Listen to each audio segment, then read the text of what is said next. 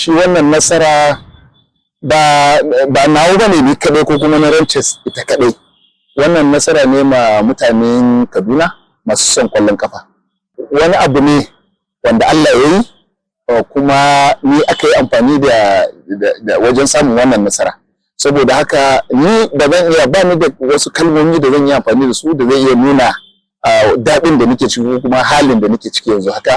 Amma alhamdulillah na gode kuma ina cikin matukan murna da wannan al'amari. Tun daga lokacin da aka dawo da ita aka fara wannan screen din, mutanen Kaduna sun nuna cewa sun yi maraba da dawo wannan team. Saboda an ka duba lokacin da muke screening a Rimi College, wa turnout din ɗan kallo, watan in ka gani sai ka ɗauka match ma muke bugawa. To tun daga nan muka san cewa wannan passion din da mutanen suke da shi, dawowa da wannan team din zai dawo da wannan passion din da suke da shi. Wannan team din tana da magoya baya sosai saboda da yawan su ba su nan ma ba haife su ba a lokacin da Ranches ta yi rayuwa. To saboda haka muna nuna musu muhimmancin kokari wajen duk lokacin da su buga kwallo, saboda mutanen nan su riga sun san level din da Ranches ta kai a baya, to kuma haka suke tsammani haka za su sake gani. Alhamdulillah ni assistant ne to wani, kuma along the line haka dan samu dan issues da shi technical advisor din ya decide zai resign ya tafi. Ni kuma suka kira ni suka yi min magana suka ce to a wannan hali dai suna so in tafiyar da wannan team su gani da za ta. So Allah kuma ya taimake ni da muka ci gaba da preparation, muka je Jigawa a next match muke na muka je Jigawa na samu draw. To wannan ya ba su confidence cewa ba mamaki zan iya. Aka ce to bari a duba zuwa mid season a gani. Sauran matches ina da na buga gida na double home na ci wasannin gaba kida. To daga nan kuma sai suka yi deciding to in rike team din har zuwa karshen season. Tsakanin da Allah ban ɗauka cewa za mu yi accomplishing wannan fit din ba. Amma kuma da tafiya sai kuma na samu motivation, kuma da ni da players din sai muka samu wani connection. Sai Allah ya taimake mu sai muka ga cewa wannan abu za mu yi muka ci gaba. To da taimakon su management da take da wannan team din sai Allah kuma ya ba mu abin da muke so.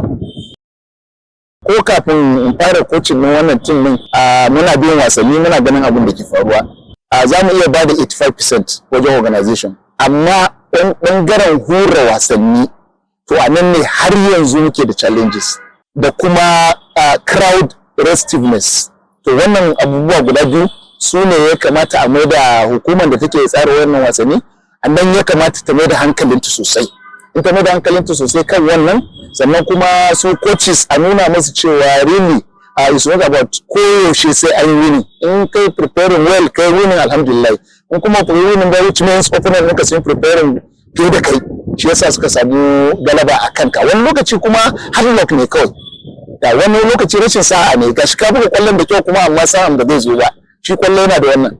To wannan shi ne ina ganin wajen kalubalen da muke face shi ne, especially wajen officiating. Ya kamata ka a ce duk tun da ke buga a gida sai ta ci wasa dole, babu.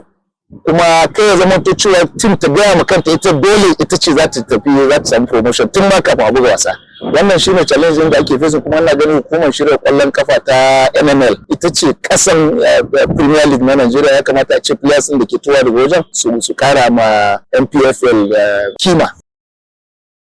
First match mu da Gombe ne a nan gida, kuma muka ci Gombe 1-0. Muka fita second match mu zuwa Kebbi United. A Kebbi United muka yi losing 3-0 second match din mu kenan.